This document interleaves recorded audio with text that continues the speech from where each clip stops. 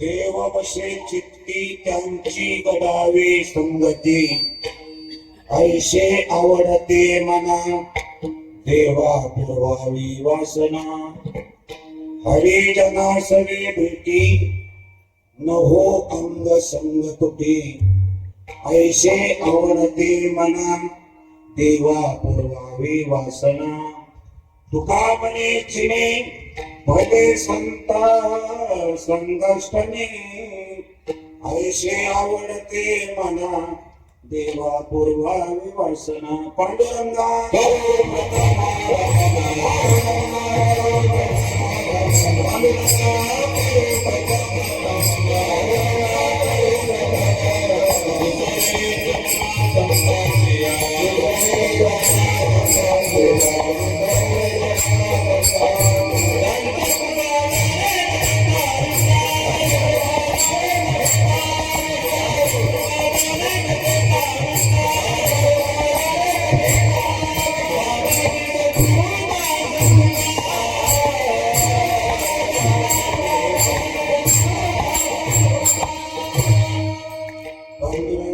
करू प्रथम नमन दुसरे चरण संतांच्या, त्यांच्या कृपादाने कथेचा विस्तार बाबाजी सद्गुरु दास तुका, आत्मरूप गणेश केली स्मरण, होय सकल विद्यांचे अधिकरण, तेच वंदो श्री चरण सद्गुरूंचे, ते नमस्कार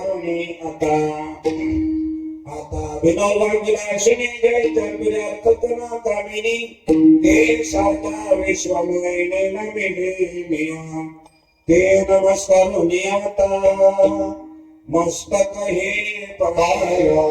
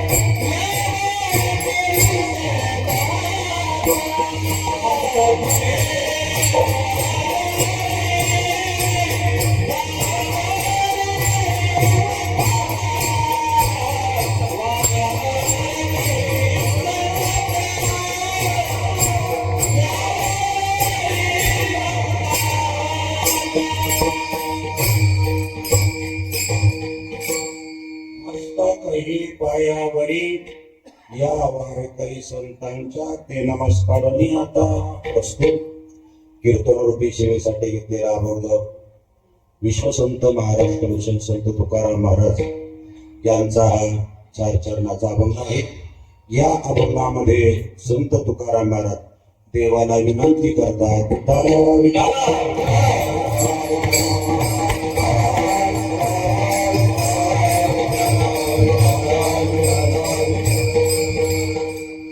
कीर्तनाला सुरुवात करण्यापूर्वी थोडासा पर्याय द्यायचा तो असं की आज आपल्या वडस गावामध्ये श्री खंडेरायाच्या दरबारामध्ये माघ पौर्णिमेनिमित्त होणारी महायात्रा आणि परंपरेत अनुसार चालू असणारा हा अखंड हरिनाम सप्ताह गेली अनेक वर्ष हा उत्सव अत्यंत उत्साहात संपन्न होतोय आणि याही वर्षी अत्यंत चांगल्या पद्धतीने हा सप्ताह सुरू झालेला आहे. आणि या सप्ताहातील आजची नियोजित कीर्तन रूपी सेवा माझ्याकडे आलेली आहे. संकीर्तना करता घेतलेला अभंग संत तुकाराम महाराज यांचा असून नेहमीप्रमाणे सर्व लोकांना विनंती आहे, लागून या पाया विनतो तुम्हाला, करे टाळे बोला मुठी नाम. ऐकणाऱ्या सर्व भाविकांना विनंती आहे की आपण हाताला टाळी वाजून भजन करा. गुरुदेवांच्या कृपेने आम्हाला काय 4 शब्द सांगता आले तर प्रयत्न करतो. पण भजन सगळ्यांनी मिळून करूया. बोला विठ्ठला विठ्ठल.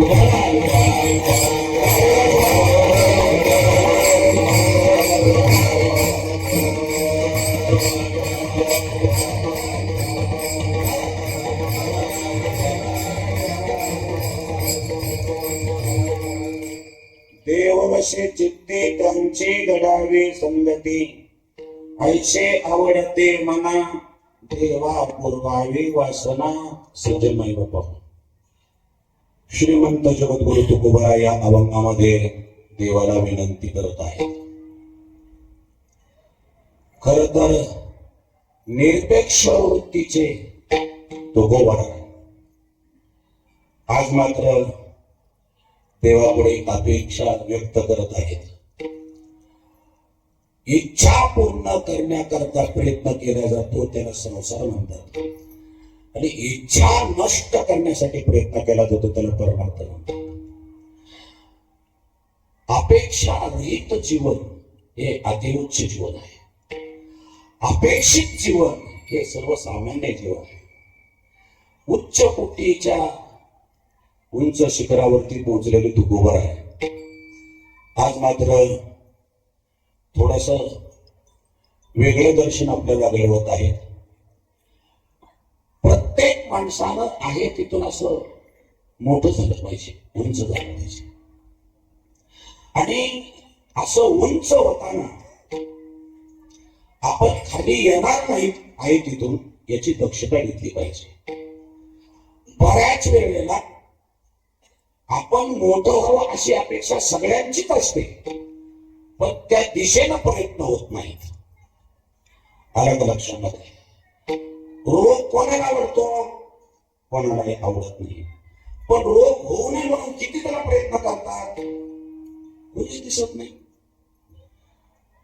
गरज नसताना तंबाखू खाताना दिसतात, गरज नसताना बिड्या वाढताना दिसतात, गरज नसताना काहीतरी पिताना दिसतात. आता अपेक्षा मोठी होण्याची आहे, इच्छा सुखी होण्याची आहे, पण प्रवास अधोगतीच्या दिशेने चालू आहे.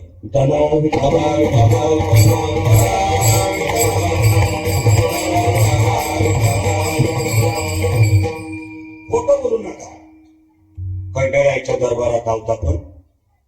जेवढं मनापासून स्वतःच चांगलं व्हावं असं प्रत्येकाला वाटतं, तसं लोकांचं कल्याण व्हावं असं वाटतं का?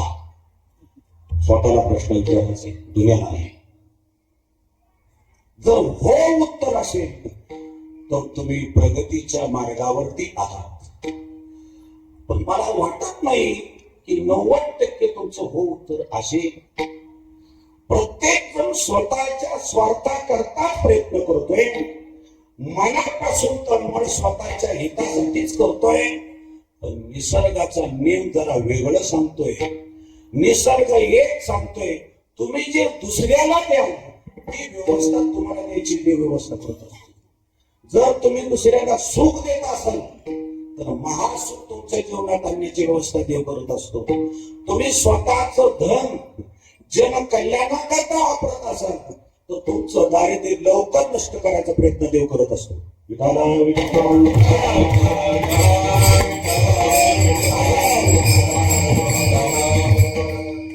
स्वार्थ बुद्धीनं जगणं हे सगळ्याच जन्मात आहे, पण निस्वार्थपणामध्ये सुद्धा एक वेगळा स्वार्थ आहे. याचं चिंतन करणारे संत आहेत. तुम्हाला कळत नाही की निस्वार्थ असायचा स्वार्थच नाही. निष्काम सेवा करून बघा, त्यानंतर काही कमी पोटात तुम्हाला जितेपणे तुम्ही किती घाला, मी असताना काय अडचण नाही. पण अपेक्षा धरून जर जीवन जगत असाल, अपेक्षा भंग होणार नाही, पण यापेक्षा पुढे जाणार नाही. तुकोबारायांचा हा अनुभव आहे. आणि म्हणून संत तुकाराम महाराजांनी पाहिलं की माणसाच्या जन्माला येऊन स्वार्थाकरता जगत आहेत, स्वतः करता जगत आहेत, आणि या जगण्यातून ते मृत्यूच्या जवळ जात आहेत. हे तुकोबारायांना पावलं नाही. बुडत से जान न देखवे डोळा येतो कळवळा मनोनिया. आणि दुसरी गोष्ट अशी आहे, प्रत्येक जन्मामध्ये केलेलं कर्मच भोगावं लागतं. यापेक्षा दुसरं काही करता येत नाही, कारण करण्याची व्यवस्थाच नाही. कारण जर तशी व्यवस्था असती तर परिसरातली बैल सुद्धा कीर्तनाला आली असते. काहीतरी सत्यात चाललंय पण त्यांना ती बुद्धी नाही, ती व्यवस्थाच त्या जन्मामध्ये नाही. त्यामुळे उद्या भंडारा केला, काही भंडाऱ्यापासून सुरुवात केली का त्यांना काय दिले. पशु काय पाप पुण्य काय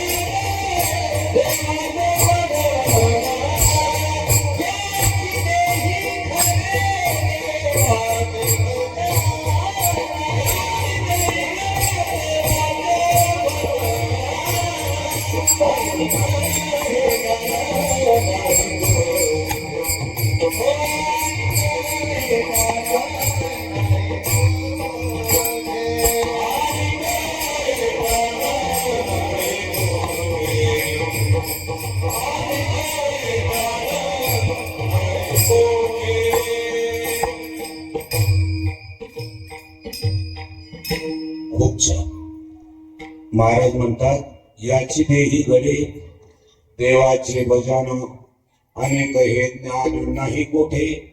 कुठल्याही जन्मामध्ये हे ज्ञान नाही. एकमेव मनुष्य जन्मामध्ये हे ज्ञान अशा प्रकारचे आहे.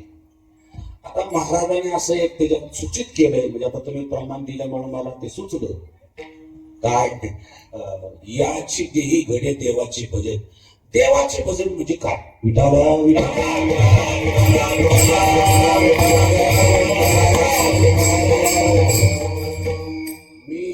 महाराज क्षमा करा, जरा वेळा माणूस आहे, आजच्या दिवस सोडून घ्या, उद्या तुमचंच कीर्तन आहे. देवाचं भजन म्हणजे काय? नामस्मरण म्हणावं तर मग नामस्मरणाला काय म्हणायचं? नाही, नामस्मरण जर भजन आहे तर मग नामस्मरणाला काय म्हणायचं?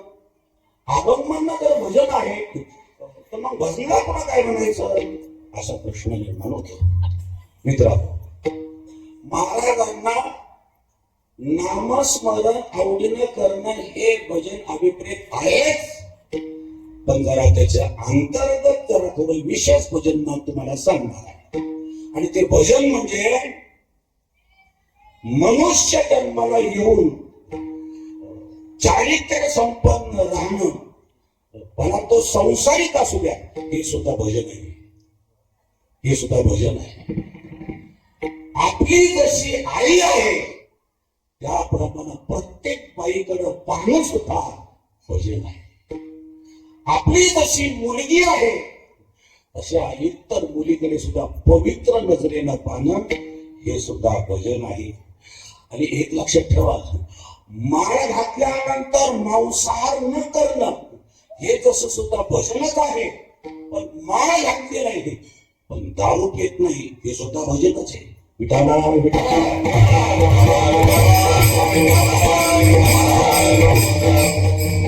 अशा मला खूप गोष्टी सांगता येतील. भाषणाला येत नाही, भजन बी येत नाही, पण भजन करणाऱ्याबद्दल आदर आहे हे सुद्धा मला वाटतं भजनच आहे. काय परिस्थिती नाही, पैसे जवळ नाही, खाण्याला मोठं नाही, पण देण्याची इच्छा होते हे सुद्धा भजन आहे. इथं आल्यानंतर तो जर चिंतन श्रवण करून थोडीफार मनानं सेवा करत असेल तर हे सुद्धा भजन आहे. इथे कमिटीतली मंडळी आहे, गावातली मंडळी आहे, आपल्याकडून काहीतरी देवाची सेवा घडावी अशी भावना घेऊन जर 2 तास तुम्ही इथे येत असाल तर हे सुद्धा भजन आहे. आणि शेवट काहीच नाही करता आलं, आपल्याला सेवा नाही करता आली, पण कमीत कमी आपण स्वतः असं वागूया की आपली सेवा कोणाला करायची वेळ येऊ नये अशी दक्षता घेतली तरी हे सुद्धा भजनच आहे.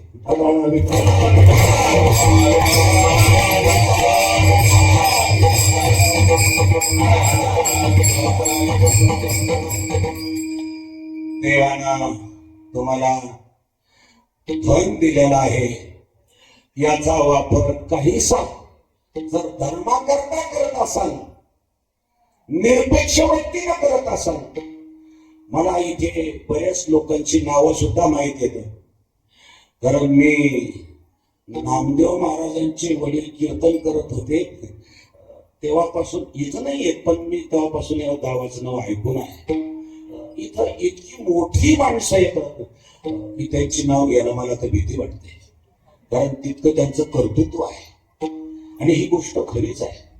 आलं लक्षामध्ये, ही माणसं इतकी मोठी आहेत, ही माणसं इतकी मोठी आहेत की ते मोठेपणापासून दूर आहेत, हीच त्यांची उच्च आहे. हे सुद्धा भजन आहे, हे सुद्धा भजन आहे. दान द्यावं पण आपलं नाव आलं नाही पाहिजे, सेवा करावी पण सत्कार झाला नाही पाहिजे, असं जर मनापासून वाटत असेल हे ओरिजिनल भजन आहे. ओरिजिनल पांडुरंग तुम्हाला कधीही डावलणार नाही, तुम्हाला आशीर्वाद देणार.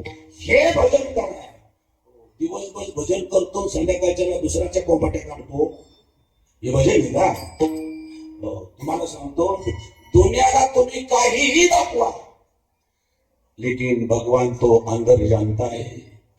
तुमचं आत काय चाललंय हे सगळ्यांना कल्पना आहे.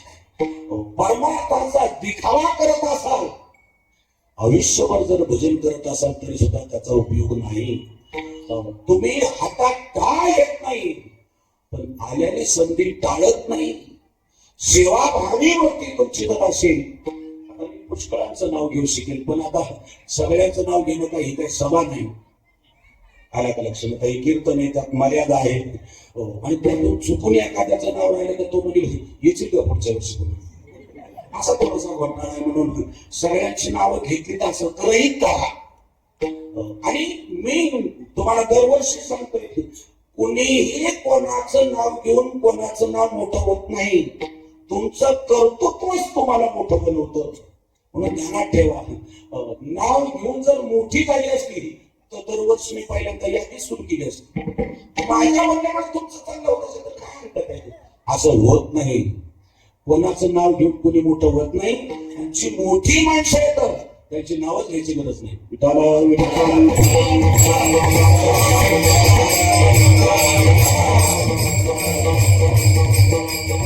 महाराष्ट्राचा इतिहास आहे. तुकोबरांना ज्या वेळेला छत्रपती पहिल्यांदा भेटले, शिवाजी महाराज बोलण्यातून ओळखलं, झाड जाणीचे फुले, मानत जाणीचे बोले, भोगे जाणीचे केले पूर्वजन्मी. छत्रपती ऐकून होते आणि तुकाराम महाराज राजांच्या बद्दल ऐकून होते, प्रत्यक्ष भेट झाली नव्हती. योगायोगानं सकाराम नावाचा लवाराचा मुलगा युद्धात कामी आला आणि कुटुंबाला निरोप देण्यासाठी प्रत्यक्ष राजे स्वतः देवमध्ये आले. तुकाराम महाराज इंद्रायणीच्या तीरावरती उभे होते आणि तुकाराम महाराजांना एका मावळ्याने विचारलं, इथं लवाराचं घर कुठं आहे? आता लवार म्हणजे एक अल्प समाजातला एक साधा माणूस आहे. आता यांची घरं काही जास्त नसतात, एक दोन म्हणजे पुष्कळ. आता पाटलांची घरं मोजता येणार नाही, त्यांची भावकी मोठी, सगळंच मोठं असतं. लवार कुंभार सुतार हे 18 पकडे जाते, एक दोन घर पुष्कळ. पण तुकाराम महाराजांना विचारलं लवाराचं घर कुठं आहे? आता ते तुकाराम महाराज असल्यामुळे त्यांनी पत्ता नाही सांगितला. अमक्या चौकात आहे, अमक्या गल्लीत आहे, असं काहीतरी खून आहे असं नाही बोलले. चला मी तुम्हाला नेऊन घालतो. इथं संत बच्चन मला येत, आपण असतो तो मला असतात खानसाळीचा चौकात लवाराचं घर आहे, जा तुम्ही जा, मी इथंच. काय कुठे तिथे गेला तर काय नाही. याला संत आणि माणसं यातलं अंतर आहे. महाराज काही बोलले नाही पण ते कोण आहेत काय त्यांना माहित नाही, यांना माहित नाही, तरी पण सहानुभूती आहे, तरी पण आदर आहे, तरी पण माणूस की जिवंत आहे. मला वाटतं हे परमार्थाचं अंतरंग नसलं तरी बहिरंग नक्की आहे. आणि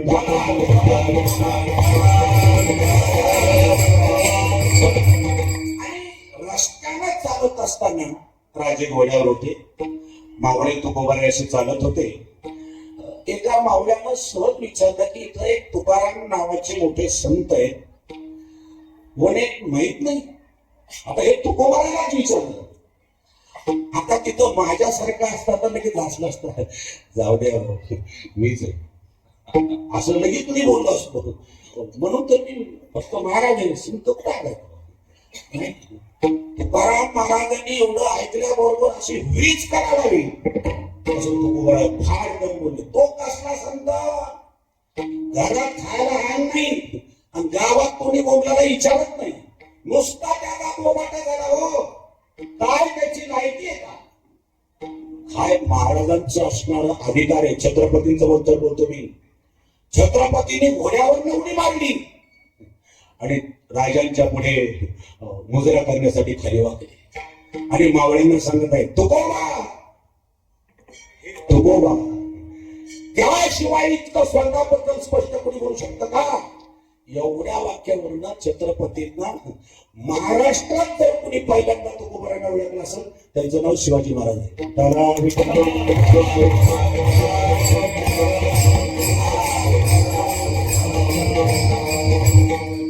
आणि मला सांगा, ठीक आहे तुकाराम महाराज कडे, तुकाराम महाराज म्हणजे काय आहे, प्रांत अधिकारी आहेत काय, एखादे खासदार येत, हे राजे आहेत, राजे आहेत. आणि दुसरी गोष्ट, ते माझ्यासारखे आता मावळतीच्या प्रवासात नव्हते, ऐन जवानीत होते. तुम्हाला कल्पना आहे, मीच बोलत असतो. श्रीमंत माणसाला दान करण्याची बुद्धी होत नाही, ज्ञानी माणसाला अभिमान झाल्याशिवाय राहत नाही, आणि तरुण परत नम्रता येत नाही. ही अत्यंत दुर्मिळ गोष्ट आहे. म्हणजे हे होत असेल तर that is no man, that is God. तो माणूस नाही, मनुष्याकारे जाण भगवंत चितो.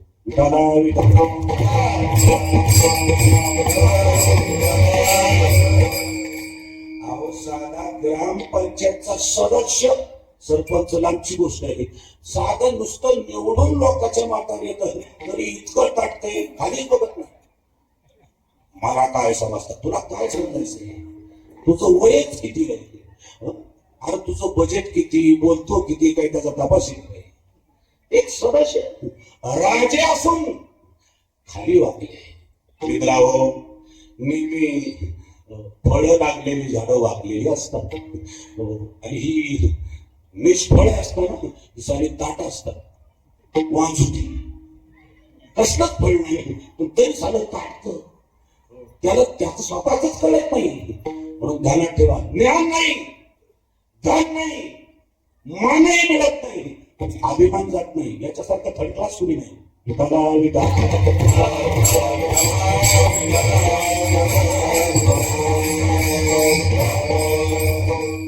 छत्रपती वाकल्याबरोबर तुकोबाराने त्यांचा हात पकडला, सांगितलं राजे आपण राजे आहात, बस मला इथेच थांबायचं आहे.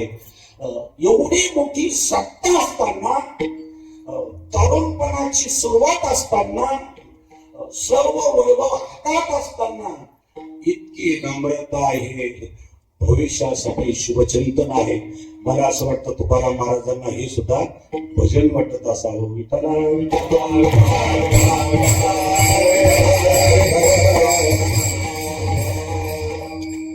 मी एक माणूस आता तुमच्यातून निवडला आहे, तो थोडासा माझ्या कॅटेगरी मध्ये बसायला लागला. आमचे तुषार महाराज साळुंके ज्यांनी पहिल्या दिवशी कीर्तन केलं, बरं वाटलं मला. निदान तुम्ही तुमच्या महाराजाबद्दल तरी आदर दाखवला. खरं आहे, तुम्हाला खरं सांगतो, तुम्ही अजून राहिलेल्या लोकांनी टाळ्या वाजवा. अरे आपल्या माणसाचा आपण स्वाभिमान नाही बाळगायचा, दुसरी. अहो आमच्यासारखे अशी किती येतील किती जातील, पण शेवटी तुमची माणसं तुमच्या उपयोगाला येतील, हे वाक्य विसरू नका. रामायणात काही प्रसंग या निमित्ताने मी सांगेन.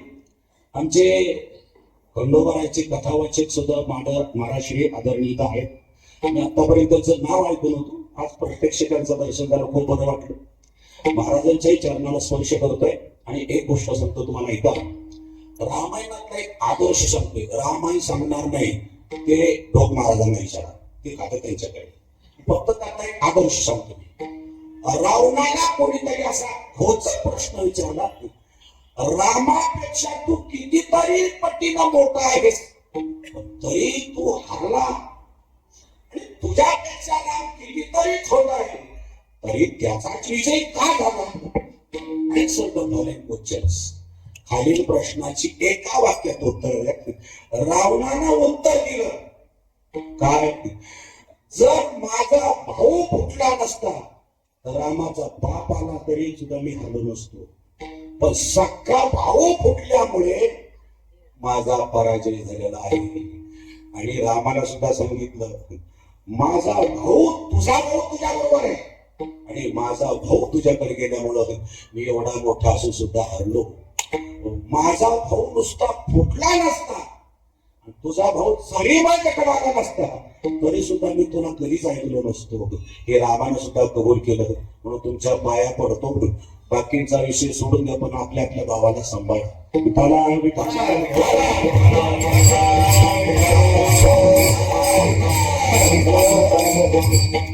आपल्या माणसाचा आदर हा खऱ्या अर्थानं स्वाभिमान आहे. आणि ही काळाची गरज. मी ते बरेच नाव पत्रिकेत वाचलेली, वडज वडज वडज.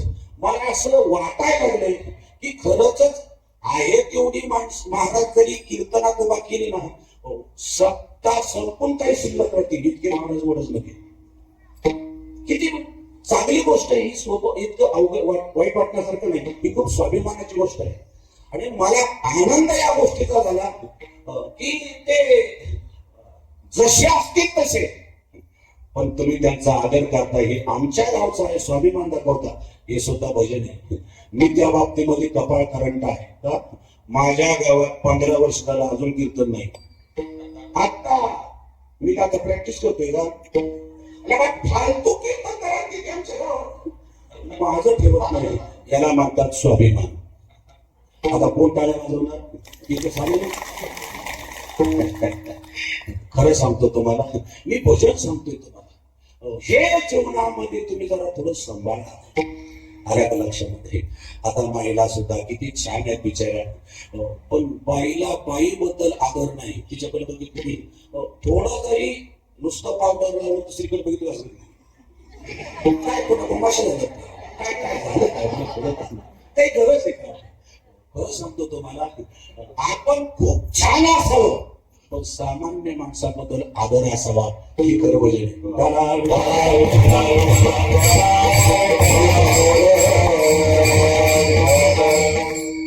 चोपदाराला मी सांगितलं, म्हणलं पगडी काढून पाया पडत जा, कारण बुवा साधा आहे, ती पगडी लय महाग आहे. महाग म्हणजे तिचा मान मोठा आहे, ती अशी कोणाच्या पाय झोपवायची नाही. पगडी काढून त्याला वाटलं याला काम फुटलं, ते म्हणलं पुसं लागलं. आता मी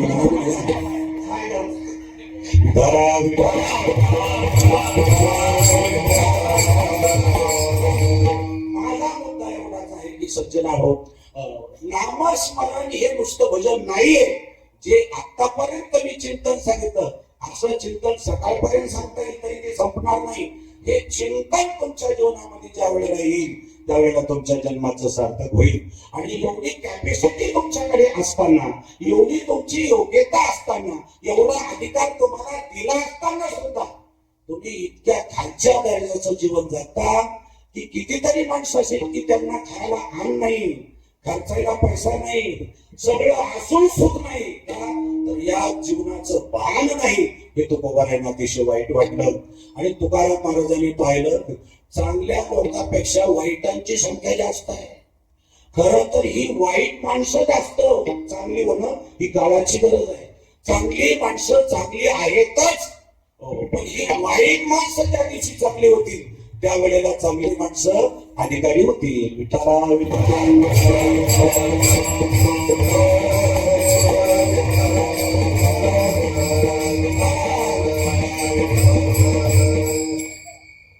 काढून दे नाही तर खाचीला काय सगळं सांभाळ. विनोद सोडून द्या. महत्वाचा विषय असा आहे की महाराजांनी पाहिलं ही वाईट लोक जास्त आहेत. चांगले चांगलं होणारच आहे पण या वाईटांचं चांगलं झालं पाहिजे. आणि या वाईटामध्ये एक गोष्ट वाईट आहे काय, हे तर वाईट आहेतच पण यांना चांगलं बोललं तरी वाईट वाटतं. इतके वाईट येतं पण यांचं चांगलं झालं पाहिजे. कारण संत सुद्धा लोकशाहीवादी होते तर त्यांची संख्या जास्त आहे. आता इथं बघा सगळ्यांना तुम्ही जर तपासलं मला वाटत नाही माळकऱ्याची संख्या जास्त बनू. आता जरा माळकरी पुढे बसले असतील पण माळकऱ्यांची संख्या कमी बनणार आहे. बिगर माळकरी जास्त बनणार आहे. तुकाराम महाराजांनी पाहिलं माळकऱ्याचं टेन्शन यांचं कल्याण होणारच आहे पण ज्यांनी माळा घातलेल्या नाही तर त्यांचं चांगलं झालं पाहिजे. जे धर्माला लागत नाही पाप करतात धर्माच्या विरुद्ध वागतात हे लोक घडले पाहिजे. यांचा कल्याण झालं पाहिजे. काय केलं पाहिजे. आता वेदांत शास्त्र जर चिंतनात घेतलं तर वेदांत शास्त्राचा सिद्धांत असा आहे नाही ज्ञानेन सदृशम पवित्र नियोजिते. ज्ञानाशिवाय मोक्ष मिळतच नाही. तुम्ही काही करा अंधार घालवायचा ठरला तर फक्त प्रकाशच पाहिजे. जे शिकले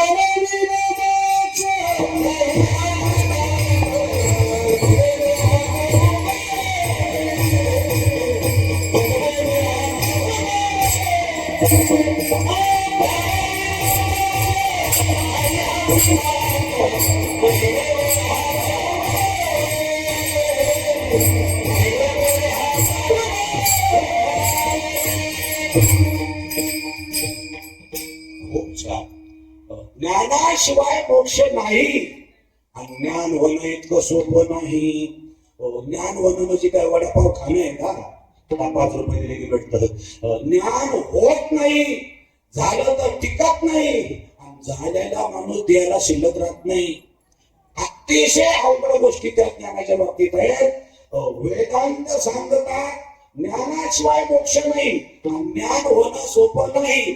आता तडजोड कशी करायची हा प्रश्न कसा माहितीये का. 7 वर्षापूर्वी मी तुमच्या पुढे प्रश्न उभा केला होता. तुम्हाला किती आठवतंय मला आठवत नाही पण मला चांगलं आठवतंय की तुम्हाला सांगतो. एक प्रश्न विचारला काय एका मुलानं एका मुलीला पाहिलं म्हणजे लग्न समारंभाचा कार्यक्रम आहे मुला मुलीला पसंतीला बसवतात तसं ते पाहिलं.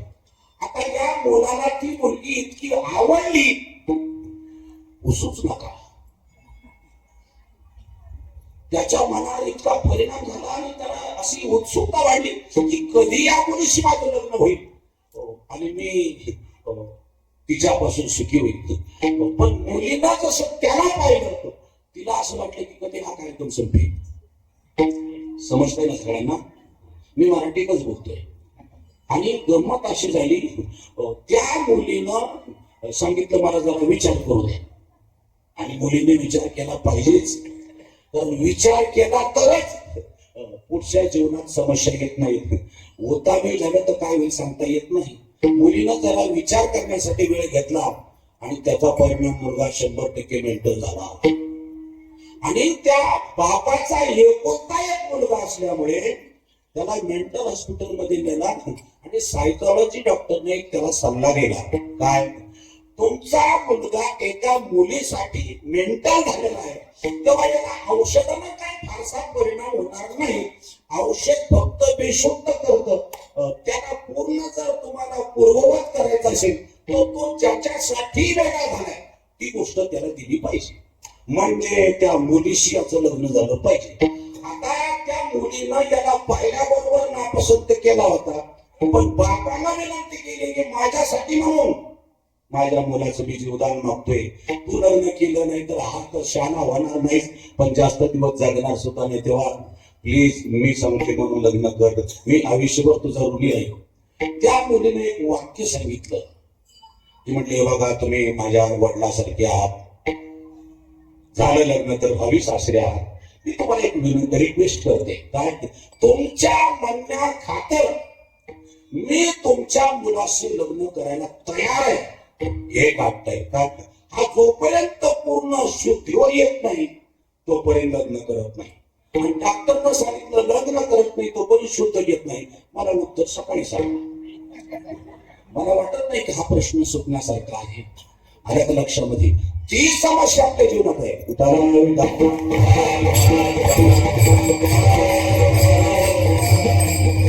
मुद्दा असा आहे, ज्ञानाशिवाय मोक्ष नाही, ज्ञान मिळू शकत नाही. मग काय केलं पाहिजे? तुकाराम महाराजांनी त्याच्यावरती थोडस संशोधन करून चिंतन केलं आणि एक गोष्ट लक्षात आली. एक मार्ग असा आहे की तुम्हाला मोक्ष नाही ज्ञान झालं तरी सुद्धा मिळू शकतो. तुम्ही नाही महाराज झाला तरी तुम्हाला मोक्ष मिळू शकतो. याच्याही पुढे सांगतो तुम्हाला, तुम्ही माळकरी सुद्धा नाही झाला तरी सुद्धा तुम्हाला मोक्ष मिळू शकतो. आणि शेवटचं वाक्य आहे का, तुम्ही जसे आहात तसे तुम्हाला मोक्ष मिळू शकतो. असं एक संशोधन तुकोबारांनी काढलं. शोधुनिया आले संत हिता हित जगाचे, आणि ते हित शोधून काढलं. आणि मग तुकाराम महाराज देवाजवळ गेल्यानंतर तुकाराम महाराज देवाला सांगू लागले, ज्या लोकांची समस्या घेऊन मी तुमच्याकडे आलेलो आहे त्याचं उत्तर एकच आहे, ती म्हणजे जसे माणसं असतील तसे फक्त खऱ्या साधूच्या संगतीत येऊ द्या. त्यांचं जीवन तर बदलल्या जाईल, पण नुसत्या संगतीत आल्यामुळं त्यांना मोक्ष प्राप्त होईल. असा सिद्धांत मी शोधून काढलेला आहे. कारण मनुष्य जीवनामध्ये इतकं परिवर्तन करण्याचा अधिकार फक्त साधूकडे आहे. तो देवा तुला सुद्धा नाही, ही गोष्ट देवानं मान्य केली. आणि मग तुकाराम महाराजांनी देवाला विनंती अभंगाच्या पहिल्याच्या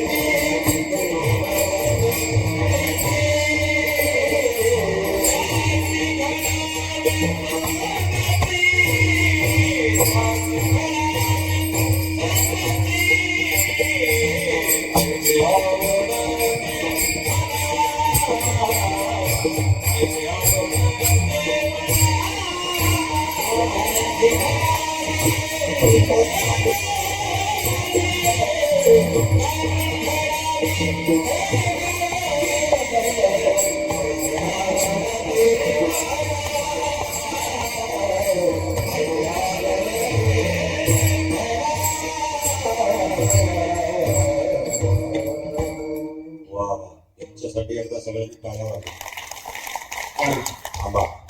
मी टाळ्या एवढ्यासाठी वाजायला लावलेल्या आहेत की कीर्तन सुरू होऊन जवळजवळ तास होऊन गेलेला आहे.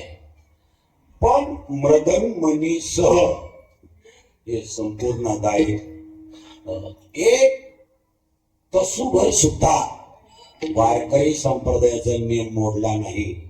नामाप्रमाणे ज्या सांप्रदायिक परंपरेनं चालत आलेल्या चाली आहेत अशा चाली गायल्या जातात. तुम्हाला माहितीसाठी सांगतो, वारकरी संप्रदायातल्या चाली भजन ऐकणाऱ्याला कळत नाहीत, पण अंतःकरणापासून जर आवडल्या ऐकल्या तर त्या चाली पांडुरंगाला आवडणाऱ्या आहेत. म्हणून जरी तुम्हाला ऐकताना कसं वाटत असेल तो ज्याचा त्याचा अनुभव वेगळा आहे, पण ह्या चाली खास पांडुरंगाला आवडण्यासाठी संतांनी गायलेल्या आहेत. म्हणून तीच परंपरा आज आपण जतन करत आहोत. ही मोठी काळाची गरज आहे. आलं लक्षामध्ये? बऱ्याच वेळेला आता गाणारी इतकं पुढे गेले की चक्क कीर्तनात सिनेमाच्या चाली म्हणते. आणि तुम्ही सुद्धा अशी डांबी शेतात त्याला टाळ्या वाजून दाद देत आहे, म्हणजे वर्णाच वनाळ आहे. कोण तुम्हाला बोलायचं? अरे तुम्हाला राग आला पाहिजे. कीर्तनामध्ये सिनेमाच्या चाली काही लोक म्हणतील त्याला काय होतं, त्याला काय होतं, मला विचारा ना. कीर्तनामध्ये जर सिनेमाची चाल लावली तर खेड्यातल्या म्हातारीनं गाऊन घातल्यासारखं होतं. याच्यापेक्षा खाली येतात नाही. विठाला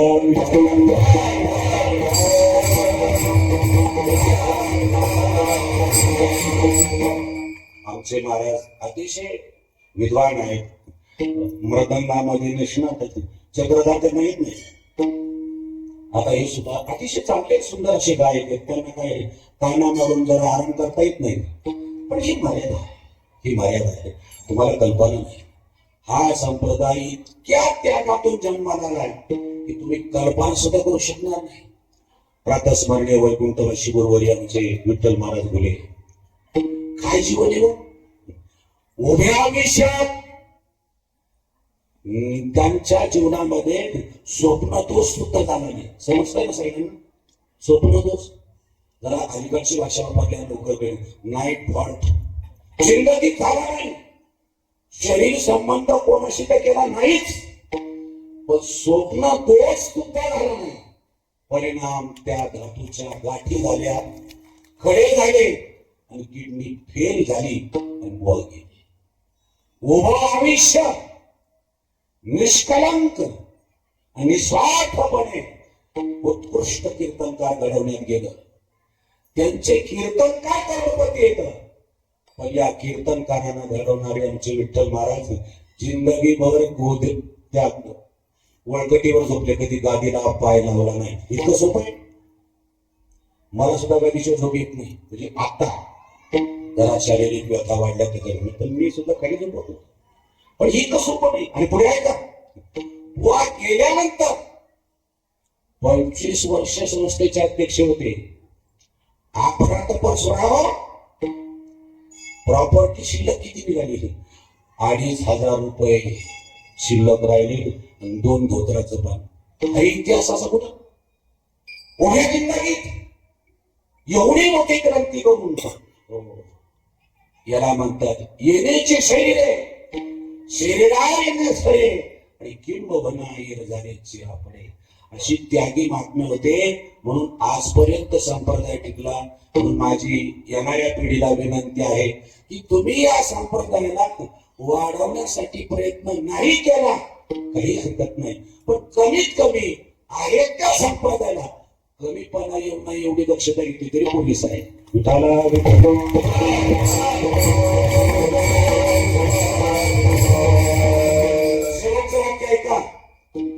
कीर्तनामध्ये साथ असते आणि जुगलबंदी तमाशात असते. कळेल अशा करतो. मोठा एवढाच आहे. तुकाराम महाराजांनी सांगितलं की या विश्वातल्या टोटल लोकांचं कल्याण होण्याचं एकमेव साधन आहे साधूंची संगत. म्हणून पुष्कळ अभंग आपल्याला सांगता येतील. डावळ्या शेजारी पवळा बांधला, वाद नाही पण गुण लागला संगतीचा परिणाम. काठ्यातलं एक प्रमाण आहे.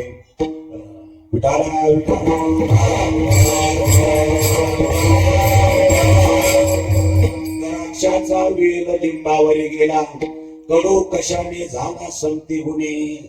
आता आमच्याकडे तर द्राक्ष आहेत, पण तो द्राक्षाचा वेल जर लिंबाच्या झाडावर गेला ना, ते लिंबाचं कडू झाड झालं ते गोड होत नाही, पण हे गोड द्राक्ष कडू होतात संगतीचा परिणाम आहे.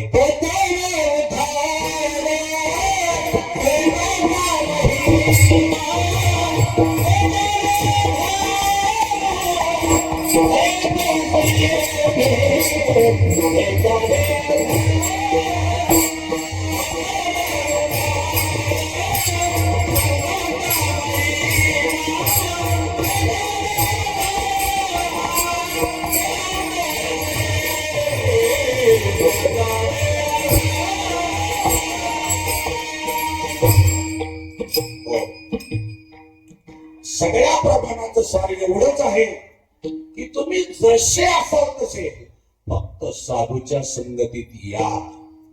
नुसतं तुम्ही आलात ना बस तुमचं जीवन तर चालू बदलेलच, पण शेवट तुम्हाला मोक्ष प्राप्त होईल. याच्याबद्दल तीळ मात्र शंका घेऊ नका. मग तुकाराम महाराजांनी विचारलं असे साधू ओळखावं कसं? मग तुकाराम महाराज म्हणले त्याचं लक्ष नाही बाबा. देववशे चित्ती त्यांची घडावी संगती. नाव सांगितलं नाही, त्याचं लक्षण सांगितलं.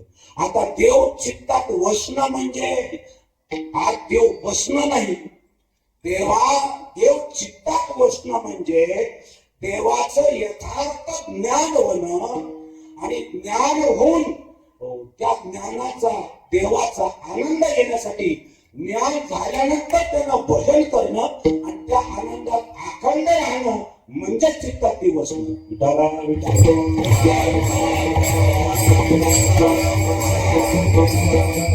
माऊलीच्या भाषेत सांगायचं ठरलं तर ज्ञान घेऊन गावा गोविंद. तुम्हाला सांगतो आता या महाराजांचं काय कौतुक करावं. कीर्तनकार असून कीर्तन झाले असून कीर्तनाला टाळ घेतात, किती मोठीपणा आहे. अहो आमच्याकडचे महाराज साले त्यांना दशक्रियेशिवाय कीर्तन नाही की तरी पण हरिपाठाला येत नाहीत का. मी महाराज कुठल्या खड्ड्यात घातलं पाहिजे यांना सगळ्यांना. गलत आहे. आल्या का लक्षामध्ये. एक तर ज्ञान होत नाही, ज्ञान झाल्यानंतर तो भजन करत नाही आणि भजनात रंगला तो ज्ञानापर्यंत जात नाही. इथं महाराज सांगतात यथार्थ आत्मज्ञान झालेलं आहे आणि त्या भगवंताच्या निज स्वरूपाचा आनंद घेण्याकरता ते ज्ञान झाल्यानंतर सुद्धा तो भजन करत आहे आणि अखंड त्या आनंदामध्ये आहे. त्या प्रेमाचा उपभोग घेत आहे की ज्याची अपेक्षा देव करत आहे. तुकाराम महाराज म्हणतात याचाच अर्थ देव वशे चित्ती.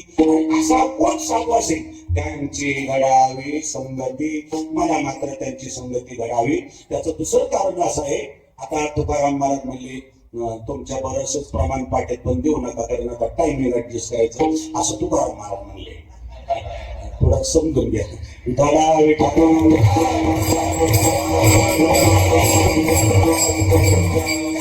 तुकाराम महाराजांनी सांगितलं की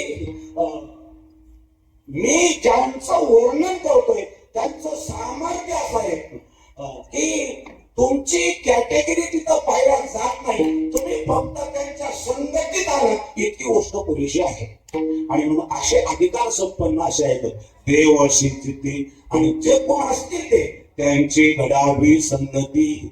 आणि तुकाराम महाराज म्हणले योगायोगानं मला ही अशा साधूची संगती घडली आणि परिणाम काय झाला.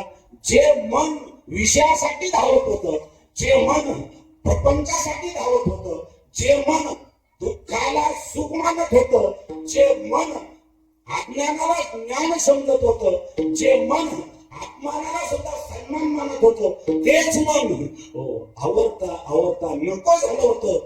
ते मन माझं आता मात्र एकदम शांत झालेला आहे. उलट त्या मनालाच मी आता बोलतोय आता कुठे धावे मन तुमचे चरणा देखलिया. एवढाच बदल झाला नाही. मग अहो त्या मनाला आनंद कसा झाला. भाग गेला, शीन गेला आणि अवघा झाला आनंद. तुकाराम महाराजांनी सांगितलं पांडुरंगा अहो तुम्हाला खरं सांगायचं या मनाला कधीही चांगलं आवडलंच नाही, पण तुम्ही मी संतांच्या संगतीत गेल्यामुळं जर मला विचाराल तर मग म्हटलं मी सांगतो काय. आईशे आवडते मना अंदेवा पूर्वावी वासना. तुमच्या पाया पडतो तुम्ही खोटं बोलू नका. फक्त तुमच्या मनाला मनापासून विचारा किंवा तुमच्या मनाचा मनापासून जरा थोडा विचार करा. या मनाचा मूळ स्वभाव वाईटाकडे धावले नाही. वाईटाकडे कल्पना करा. आमचे अजित जी आहेत चव्हाण त्यांनी आमचे शिंदे माऊली बऱ्याचशा कार्यकर्त्यांनी मला तारीख येताना फोन केला आणि जरा मोठे मोठे महाराज बसवायचे होते, त्यामुळे जरा बऱ्याच दिवस बोल चालू. त्यांना माहिती हे काय नाही म्हणत नाही आणि मी यालाच माणूस आहे. मला बोलवलं तरी मी नाही म्हणत नाही, थोडं थांबा म्हणलं तरी नाही म्हणत नाही आणि पुन्हा या म्हणलं तरी नाही म्हणतच नाही. या खाली दांडी बाडी नाचायला बोलवलं तरी येतो. काय शिंदे माऊली खोटं झालं आतापर्यंत अनुभव. आणि सगळ्यात महत्वाची गोष्ट म्हणजे माझी या देवावर अत्यंत नितांत श्रद्धा आहे. ही त्याचं खरं उत्तर. मी इथे येतो ते माझ्या प्रभूचं दर्शन होण्यासाठी आणि प्रभूची सेवा करणारी तुम्ही सेवक मंडळी बस एक शब्द तुमची संगती मिळावी इतकाच उद्देश आहे.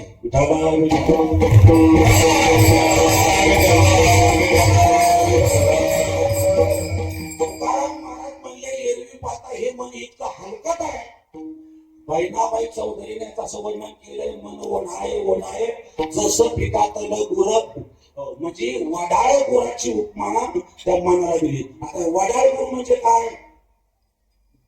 गुरं गेली, आता पोरं गुरासाठी वागायला काय झालं? गुरामध्ये फरक आहे. वडाळ गुर म्हणजे काय?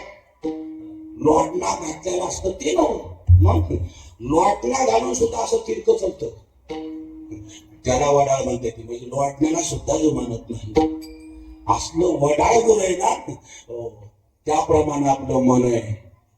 आला का लक्षात? जरा लवकर लक्षात येण्यासाठी एक छोटासा दृष्टांत सांगतो. असा सप्ताह चालला होता, परिणामाकडे प्रवास चालू होता आणि एका बाईच्या मनावर चांगला परिणाम झाला आणि तिनं कार्यकर्त्यांना आपल्या मनातला एक विचार बोलून दाखवला की गेली इतके वर्ष जरा हा सप्ताह चाललाय, पण मी मेली आयुष्यभर गरिबी केली, पण कधी दान करायची बुद्धीच झाली नाही, हो बुद्धीच झाली नाही. आणि खरे मंडळी, आहे त्या परिस्थितीत तुम्ही फक्त अन्नदान करा, परिस्थिती लवकर बदलते. परिस्थिती लवकर बदलते. फॉलो करायची पकडत नाही. फक्त तुम्ही आहे त्या परिस्थितीत करा. तुमचं कसं उत्तर आहे? परिस्थिती सुधारल्यावर मी दान करीत, असं होत नाही. कोण आल्या औषध खातात का? तुमच्याकडे असं आहे का? बरं झालं इंजेक्शन घेतात, असं नाही. तुम्ही आहे त्या परिस्थितीत दान करा. आणि मग तुम्ही सांगितलं मला दान करायची इच्छा झाली, पण तुम्हाला माहिती आहे माझी खरंच परिस्थिती नाही, मी लोकांच्यात मजुरी करते. ते म्हणजे तुला काय म्हणायचं? नाही, मला असं म्हणायचं आहे, आता कधी नव्हत मला इच्छा झाली ही कीर्तन ऐकून, पण परिस्थितीने आता काय करू? पंगत घालायची इच्छा आहे, पण परिस्थिती इतकी नाही हो. मी 4-5 लोक जेवढा घालू शकते. कार्यकर्ते म्हणले तुम्हाला ही बुद्धी झाली हीच गोष्ट मोठी आहे, तुम्ही 5 माणसं घालताना. मग तिला सांगितलं ठीक आहे, काय हरकत नाही. आता गावातले लोक माझ्या घरी जेवायला पाठवण्यापेक्षा ही कधीतरी भेटतील पुन्हा, पण ही महाराज लोक आहेत ना बाहेरची, हे पुन्हा भेटणार नाही. मग ही 5 महाराज आमच्याकडे येऊ. कार्यकर्ते म्हणले हात जोडतो पहिले घेऊन जा, का ही 50 बरी, ही 5 अवघड आहे. कारण केलं ते खातच नाही. चपाती केली की भाकरी आहे का? भाकरी केली की चपाती आहे, आणि दोन्ही केलं शिरा नाही, आमटी पितो. चला मी सुद्धा त्यातलाच आहे, वेगळा नाही. पुन्हा मला म्हणते तू एका खोलीच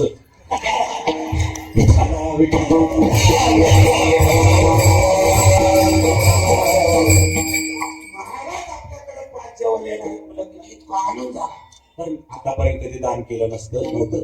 आणि मग तिला पुरणपोळीचा भेट केला, भजी बरवडी वगैरे असं खूप छान जेवण तयार केलं. ताटं केली, अशी रांगोळी काढली छान. आणि महाराज पण आली, पाहिलं वा वा, 4-5 प्रकारची भजी होती. कांदा भजी, बटाटा भजी, घोसळ्याची भजी, लसणाची भजी. सांगायला काय हरकत आपल्याला, काय देणार मस्त गच्च भरलेलं. आणि हातामध्ये पाणी दिलं, महाराज लोक हात धुवायला गेली. त्या म्हातारीचा एक नातू आला आणि म्हातारीचा पाय पकडला आणि म्हातारीला म्हणतो आजी काय मला बी दे ना भजी.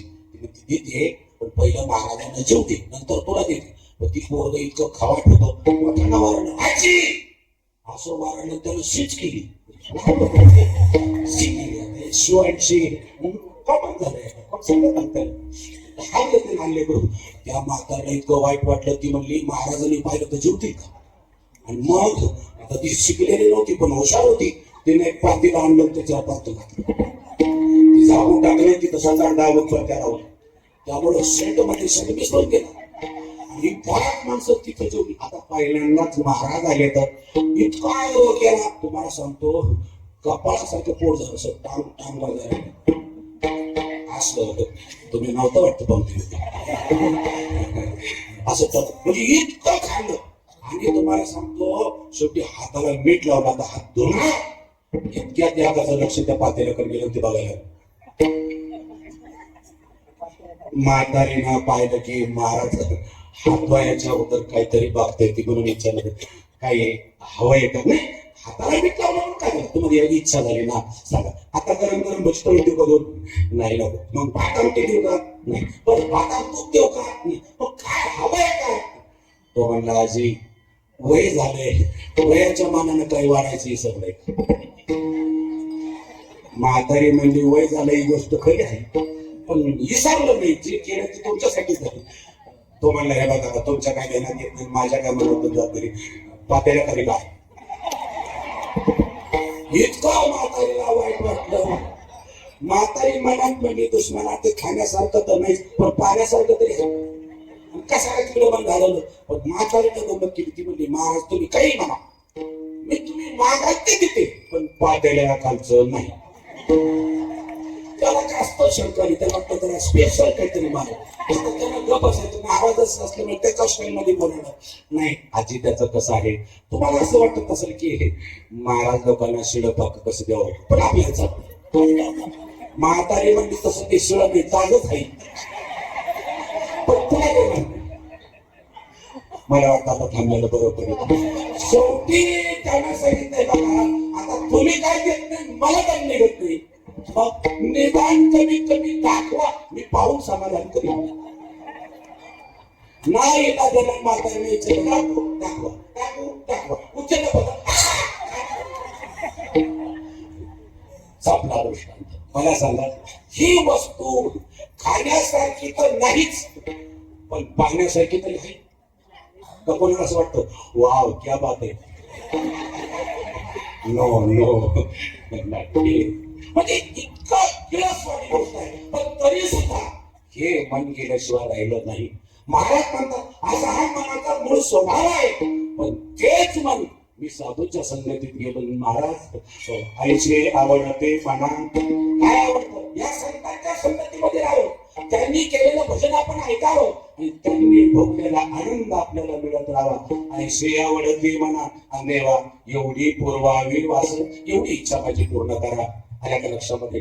तुकाराम महाराजांना देवानं सांगितलं झालं का? महाराज म्हणले झालं नाही आताशी सुरू झालं पण आता वेळ नसल्यामुळे तिसऱ्या बी चरणाला चाल म्हणू नका असं तुकाराम महाराज म्हणले. काय करणार त्याशिवाय ऍडजस्टच होणार नाही. आणि मग तुकाराम महाराजांनी सांगितलं पांडुरंगा अरे एक उपाशी माणूस आहे आणि तो पंक्तीच्या व्हायला बसला. पहिला घास घेतल्याबरोबर त्याला सांगितलं उठ उठ. कसं वाटलं त्याला? आणि जेवायलाच मिळालं नसतं तर काही हरकत नाही पण एकतर उपाशी आहे जेवायला बसलाय आणि पहिलाच घास खाल्ला तो म्हणतो झालं का पोट भरलं का? ही काही पद्धत आहे का? अरे कुठल्याच जन्मात साधूच्या संगतीतला आनंद नाही. कुठल्याच जन्मामध्ये इतकी उंच असणारी संगती मिळाली नाही. कुठल्याच जन्मामध्ये हे आनंद प्रेम कधी भेटलं नाही. आणि आता संतांच्या संगतीत आल्यामुळे भेटलं आणि ते भेटल्याबरोबर तो म्हणतो तुझं संपलं का? आता ही काही पद्धत आहे का? मग माझी विनंती आहे काय हरिजना सवे भेटी न हो अंग संग तुटी. यांची भेट मला तुझ्या कृपेला झालेली आहे पण कमीत कमी आता यांची माझी ताटातूट होऊ नये अशी माझी तुला प्रार्थना आहे. ऐसे आवडते मला देवा पूर्वावे वासना विठोबा.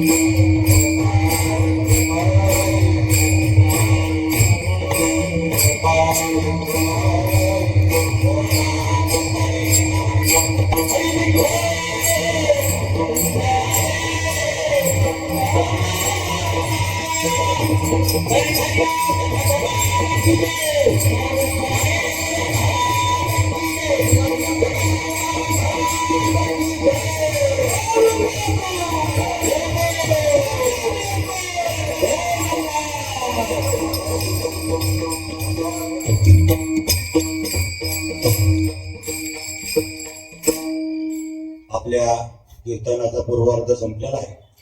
राहिलेला उत्तरार्ध राहिलेल्या वेळेत सुनेची कुणी चिंता करू नका.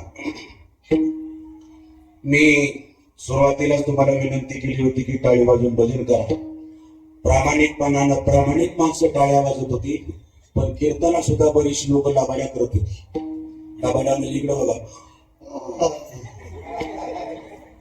जेवताना असंच करतात कसं त्यांना खाता. हे बघा खाण्याबद्दल माझं काय म्हणणं नाही पण भजन असं करणं बरोबर नाही.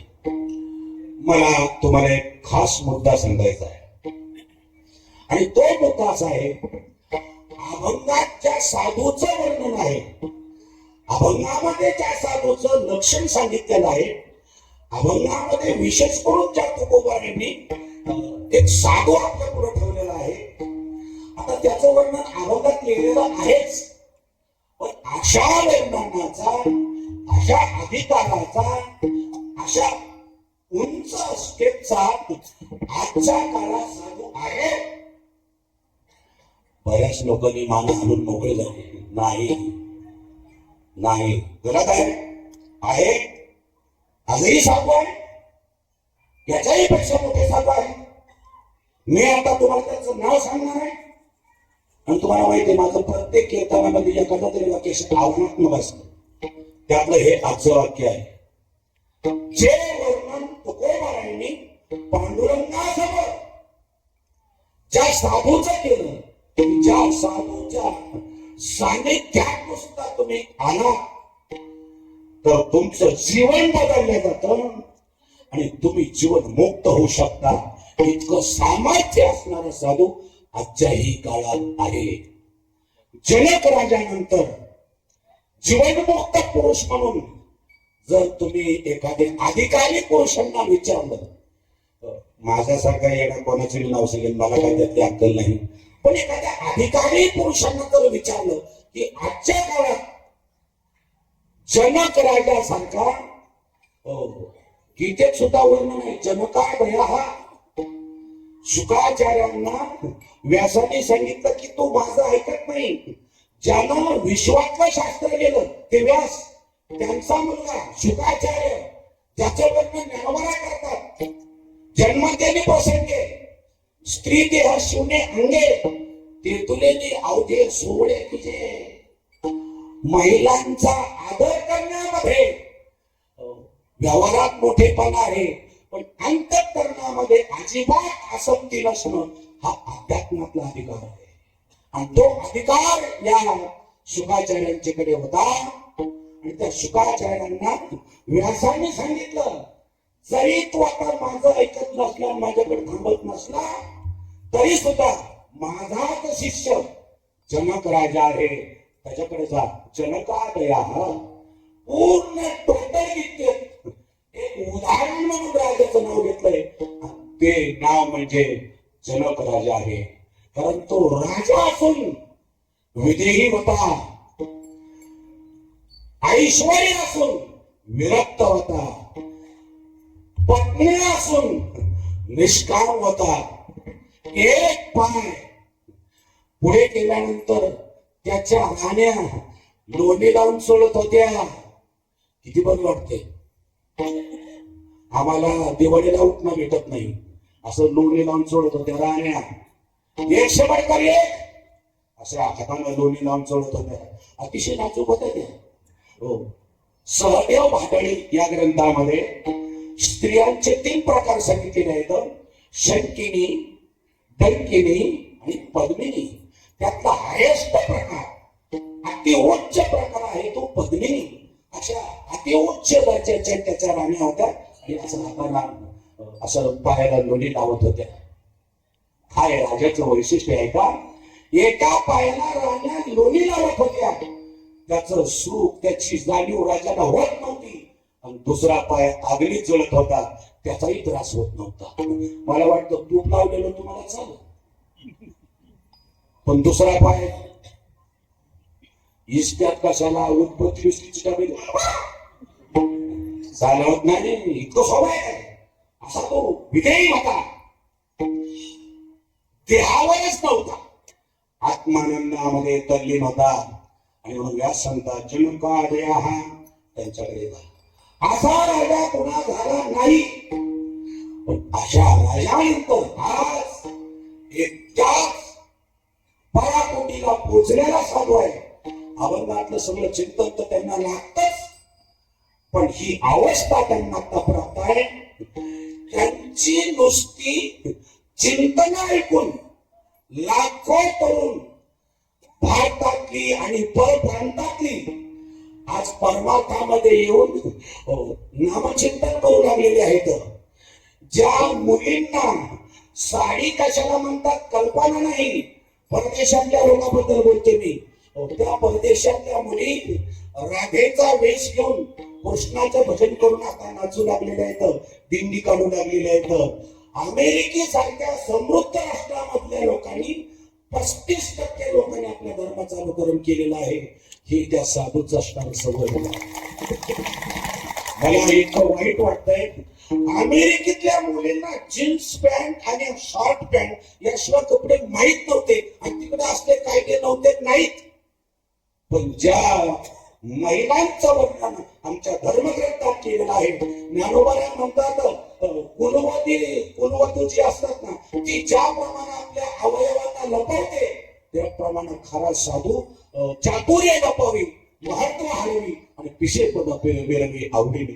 साधूचं लक्षण सांगताना एका तरुण मुलीचा दृष्टांत द्यावा. इतक्या चांगल्या मुली या हिंदुस्थानातल्या, भारतातल्या, महाराष्ट्रातल्या होत्या, पण आज परदेशातल्या मुली दिंडीत नाचायला लागल्या. तर आणि आमच्या महाराष्ट्रातल्या मुली वरातीत म्हणतात बजाव कितनी दिया बात है. अतिशय दुःखजनक गोष्ट आहे. मी हे सगळं एवढं सांगत असताना तुमची उत्सुकता वाटलेली कोण साधू आहे असं. आता त्यांचं नाव सांगतो मी. तुम्ही कीर्तन झाल्याबरोबर मोबाईल वरती त्याला त्यांचं नाव सर्च करा. 1 सेकंदामध्ये तुमच्या जवळ त्यांचा व्हिडिओ येईल. त्या महापुरुषांचं नाव आहे प्रेमानंद महाराज वृंदावन. आता चालू काळामध्ये ते जीवनमुक्त पुरुष आहेत. कशावरून? 18 वर्ष झालं दोन्ही किडनॅप केले. आता बुवा सुद्धा पोटात दुखायला भाजण्याला येत नाही. 18 वर्ष झालं दोन्ही किडनॅप फेल आहे. बीपी हाय आहे, शुगरही वाढलेली आहे. दिवसात 2 वेळेला डायलिसिस करावं लागतं. अर्ध्या भाकरीपेक्षा एक घास खाता येत नाही. 1 ग्लास भर पाण्यापेक्षा 1 घोट पाणी पिता येत नाही. इतकी शारीरिक समस्या आहे. पण जर चेहरा पाहिला तर त्यांच्यासारखा सुखी देव सुद्धा नाही. इतका आनंद चेहऱ्यावरती आहे. 85 वर्षाचं वय आहे. रात्री 2 वाजता उठतात, 2:30 वाजता आंघोळ करून रिटर्न येतात. 4 वाजता तर त्यांचा सत्संग सुरू होतो. फक्त 3 तास विश्रांती. 24 तासातले 21 तास तत्कथनम तच्चिंतनम बोधयंत परस्परम तुष्यंती चलनती. देशातले विदेशातले विद्वान, गाढेज्ञान, तत्वज्ञान, आत्मज्ञान याची चर्चा करणारी माणसं स्वतःहून भेटायला येत आहेत. त्याचं एकमेव कारण ते अत्यंत प्रज्ञाचक्षु आहेत आणि जीवनमुक्त पुरुष अशा प्रकारची आहेत. आणि एवढं असून सुद्धा 85 वर्षाचं वय आहे. शरीर कसलं झालं असेल.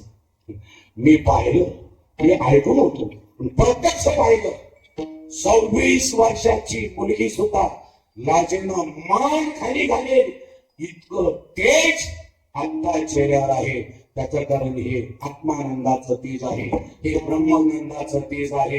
आणि हे त्या भगवंताचं ज्ञान झाल्यानंतर भजन केल्याचं फळ आहे.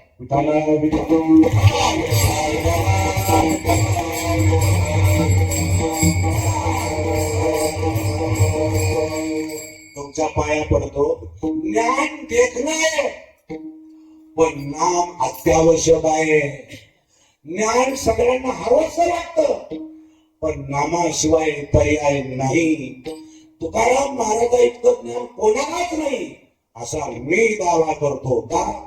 अरे ज्या तुकोबारांनी दशग्रंथी ब्राह्मण रामेश्वर शास्त्री सारख्यांना छातीत हात लावून सांगितला, हो रामेश्वर शास्त्री वर्णनाम ब्राह्मण, तुम्ही ब्राह्मण आहात.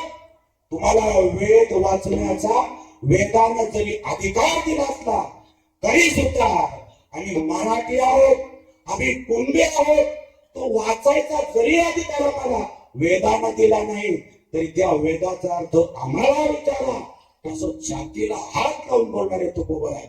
वेदाचा तो अर्थ आम्हाशीच ठावा आणि यारांनी व्हावा भारमाथा. त्या तुकोबरांनी देवा पुढे हात जोडून सांगावं, महाराज मला जर विचारला की तुम्ही कोण आहात तुकोबारायांनी आपला दिलेला परिचय ऐका. आम्ही नामाचे धारक, नेनो प्रकार अनेक, सर्व भावे एक, विठ्ठलाची प्रमाण. विठ्ठला विठ्ठला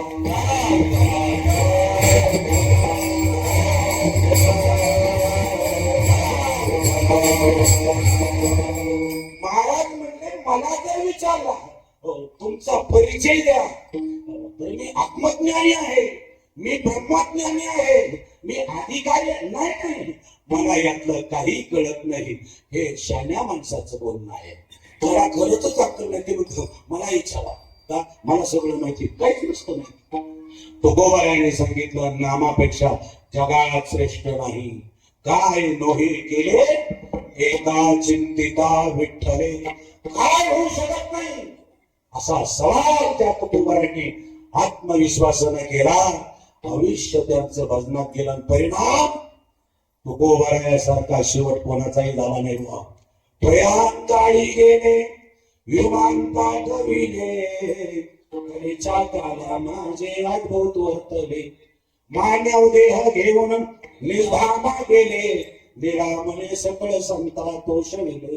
अरे ज्या देहाला पेटवल्यानंतर 3 चिमट्या राख होते, ज्याला पुरल्यानंतर ज्याची माती होते, आणि ज्याला फेकून दिल्यानंतर ओले कुत्रे खाऊन त्याची विष्ठा होते, त्या देहाला सदेह वैकुंठाला जाण्याचं धाडस तुकोबारायाने कशाच्या जीवाने केलं असेल तर त्याचं एकमेव उत्तर आहे भजन.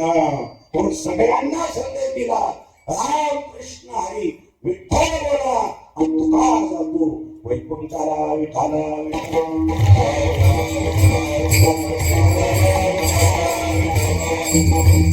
हो ऐका, मेल्यानंतर मुक्त होणं हा शास्त्रोक्त नियम आहे, पण स्वदेह वैकुंठाला जाणं हा मात्र एक्स्ट्रा नियम आहे. ही गोष्ट इतकी सोपी नाही. आल्या लक्षामध्ये हो, इंदिरा गांधी पंतप्रधान झाल्यानंतर इतकं स्ट्रिक्ट वातावरण होतं की स्वतःच्या मुलाला सुद्धा परमिशन घेतल्याशिवाय बंगल्यावर येता येत नव्हतं. इतकं कडक वातावरण होतं. पण तरी एक महाराष्ट्रात असं रत्न होतं की त्याला मात्र हे परमिशनची गरज लागत नव्हती. तो कधीही येणे टाइम त्यांच्या बंगल्यावर जाऊ शकत होता. तो माणूस तुम्हाला सुद्धा सगळ्यांना कल्पना आहे. पण इतकं लवकर क्लिक होणार नाही का, आपल्याकडे व्होल्टेज कमी आहे, त्यामुळे करंट लागतो पण जरा लेट लागतो. त्या माणसाचं नाव आहे वसंतदादा पाटील. मराठी 7वी शिकलेला माणूस, पण इतकी अप्रतिम बुद्धिमत्ता होती, इतकं चातुर्य आणि अनुभूती होती की इंदिरा गांधी सुद्धा फिदा झाली होती. असत्य कधी येऊ शकतात आल्या लक्षामध्ये. त्याप्रमाणे तुकाराम महाराज म्हणतात, या साधू मध्ये अशी शक्ती आहे की ते कधी काहीही करू शकतात. म्हणून तुमच्या पाया पडतो. आज त्या प्रेमानंद महाराजांच्याकडे जर बघितलं तर एकच नाम मुखामध्ये चाललेलं असतंय, राधा राधा राधा, बस काही नाही. त्याचं कारण कुठल्याही ठिकाणी जा तिथं असणाऱ्या देवाचं नाव घेतलं जातं. आता इथं सुद्धा माझ्या मल्हार मर्तंडाचा दरबार आहे, त्यामुळे इथं गोष्ट त्यांचाच होणार आहे. अलग लक्षामध्ये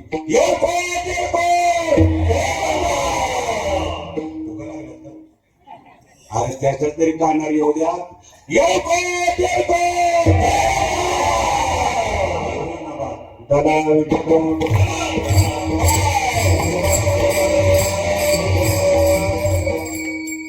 असा आवाज निघाला पाहिजे की खंडोबाला सुद्धा तुमच्याबद्दल आदर वाटला पाहिजे. अरे कितना प्यारा मेरा भक्त आहे, बस त्याने तुमच्यावर कृपा केली पाहिजे.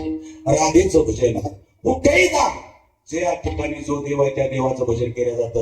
एक देव वृंदावन नावाचं एक असं धाम आहे की तिथे गेल्यानंतर दर्शन कृष्णाच आहे, कोणाच्याही मुखातून आहे का भजन फक्त राधेचं आहे, फक्त राधेचं आहे. त्याचं कारण राधा कोण आहे.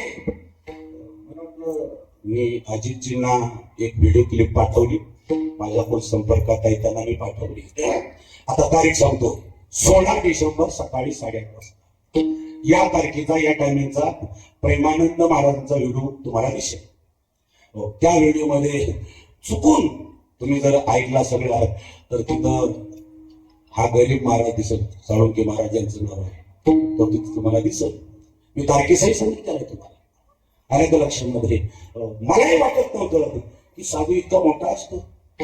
कुठला मंत्री येऊन बसला की महाराज नुसती आश्रमातून बाहेर निघणार अशी सूचना दिल्याबरोबर 2 किलोमीटर कुठलंही वाहन रोडवर चालत नाही, अशी व्यवस्था दिल्लीत सुद्धा नाही.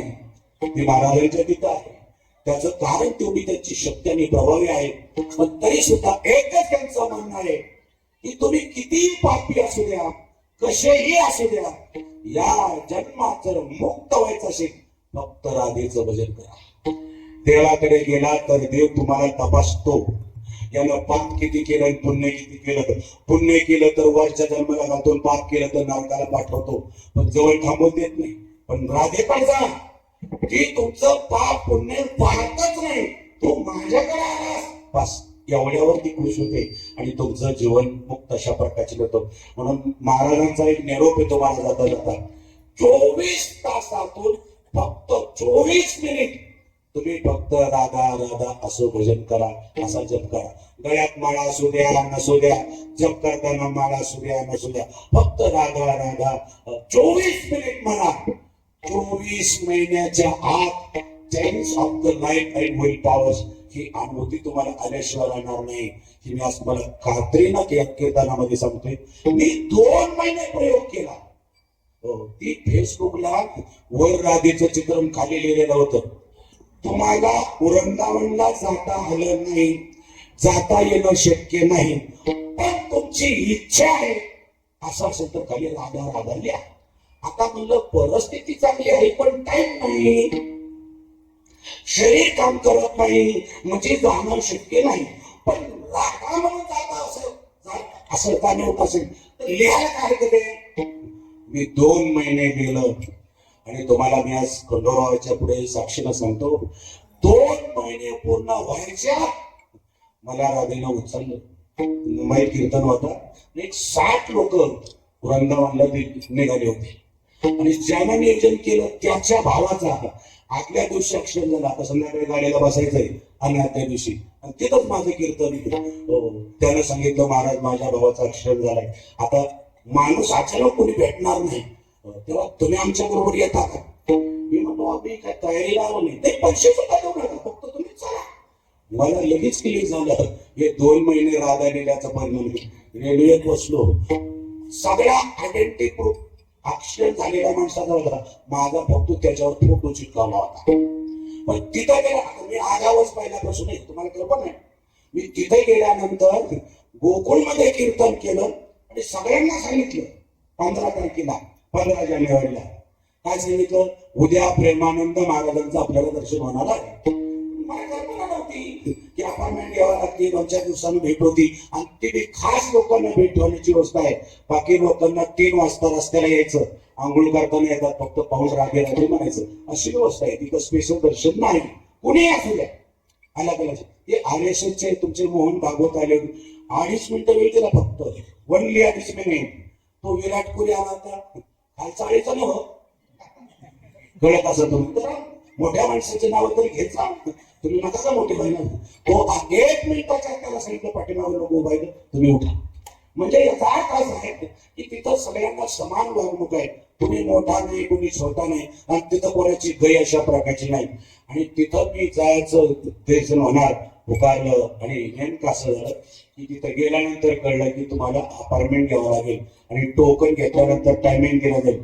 प्रयत्न केला, अर्ध्या तासाने यश आलं आणि मी एकच वाक्य सांगितलं, हम वारकरी मंडळी है और महाराष्ट्र से है, भगवान ज्ञानेश्वर महाराज के हम गाव की है. बस इतकंच निरोप दिल्यानंतर दुसऱ्या दिवशी पहाटे 5 वाजता मला टायमिंग देण्यात आलं. आम्ही 4 वाजता झालं, आम्हाला वाटलं पहिला नंबर आमचा. आम्ही गेलो तर 7,000 लोक पुढं. कुठं आम्ही कपड्यात बसलोय तेव्हा आम्हाला सांगितलं साईडला उभा राहा. मी म्हणलं बहुतेक रॉंग नंबर आपला. अर्ध्या तासानं पुन्हा एक शिष्य आला म्हणला, महाराष्ट्र की वारकरी मंडळी अंदर भेजो, महाराजीने बोलाय. मग खूप बरं वाटलं. आणि निम्यात गेल्यावर सगळ्यांची फोन घेतली, स्विच ऑफ केली, सगळ्यांना शब्दताकी केली. जवळ गेल्यावर बोलायचं नाही, हात जोडायचा नाही, पुढे निघायचं, वाकायचं सुद्धा नाही. आणि म्हटलं सगळं मान्य आहे, फक्त आम्हाला तिथपर्यंत येऊ द्या, आम्हाला फक्त दर्शनच पाहिजे, काहीच नाही. आणि नेमकं जवळ गेलो आणि आमच्या शिष्यानं आगाऊपणा केला. काय केलं, तो महाराजांनाच बोलला. हे पांडुरंग महाराज सोलंकी, विश्व वारकरी संघ महाराष्ट्र के संगठन के अध्यक्ष, एक सवाल पूछना चाहते. मला तर गामच कुठलं, मला वाटलं हे मागच्या दाराने आता नक्की बाहेर काढणार सगळ्यांना. इतका आगाऊपणा करते, तिथं गेल्यावर बोललो ते. आणि मग काय, आता ही खरी परीक्षा. मला तुम्हाला मी सांगितलं मी किती नालायक. आमच्या गावात माझं कीर्तन नाही, इतकं मी नालायक. पण तिथं गेल्यानंतर मात्र विचित्र झालं. महाराजांनी असं हात केलं, सांगितलं रोख जाव. दर्शन थांबवलं, बोलो सवाल काय आहे. आता महाराजांना प्रश्न विचारायचा आहे का कीर्तन करायचं एवढंच मध्ये. अरे जीवन मुक्त पुरुष आहे, त्यांच्या पुढे काय बोललं पाहिजे. बरं आता अभ्यास करायला टाइम आहे का. महाराज विचार मागता येतात, आता विचारायचं आहे. एक सेकंदामध्ये क्लिक झालं आणि तोंडातून वाक्य निघून गेलं, व्यक्ती और भक्तीप्रेम बनने के लिए क्या करना चाहिए. महाराजांना इतकं बरं वाटलं. 4.5 मिनिटं त्यांनी या प्रश्नाचं उत्तर दिलं नाही. आपण युट्यूब मध्ये हे ऐकू शकता. मला एवढं सांगायचं, त्यावेळेला त्यांनी सांगितलं की फक्त 24 मिनिट जर कुणी राधेचं नामचिंतन केलं, काळजी करू नका, राधा राणी अतिशय दयाळू आहे, तुमचं कल्याण केल्याशिवाय राहणार नाही. म्हणून सगळ्यांना विनंती आहे, सगळ्यांना म्हणजे इथं जेवढे आता ऐकायला आलेले आहेत आणि माझा आवाज त्यांच्या कानावर येत आहे, कीर्तनात नाही पण ते जिथं असतील तिथं सगळ्यांनी फक्त 24 मिनिट राधा राधा असा जप करायचा आहे. आता एकच, फक्त जप करताना दुसरा कुठलाही विषय डोक्यात येऊ द्यायचा नाही, एवढीच विनंती आहे. तेव्हा हा जप आम्ही करू. असं कोण कोण आहे त्यानं एक हात वर करायचं.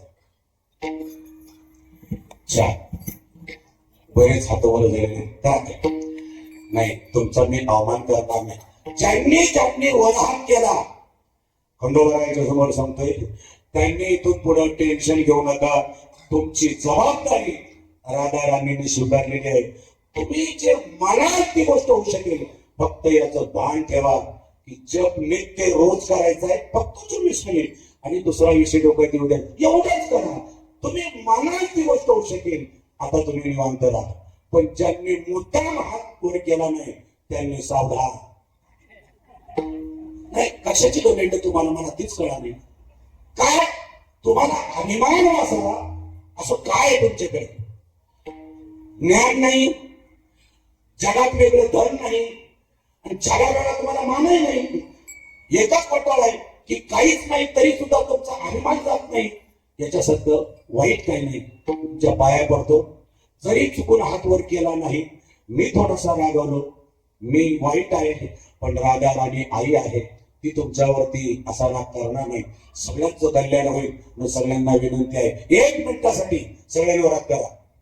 राधे हो राधे राधे राधे राधे हो राधे राधे राधे राधे हो राधे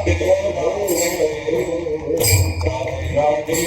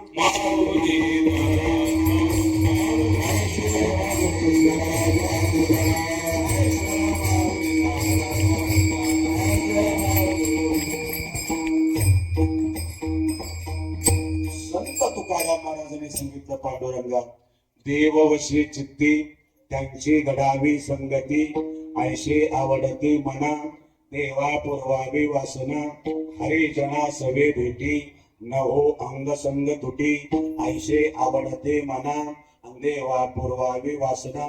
तुकाराम महाराजांना देवानं सांगितलं आता मी तुम्हाला होय म्हणलेलंच आहे पण मला एक कळत नाही का तुम्ही संत संगतीशिवाय दुसरं काही बोलतच नाही का बरं असं.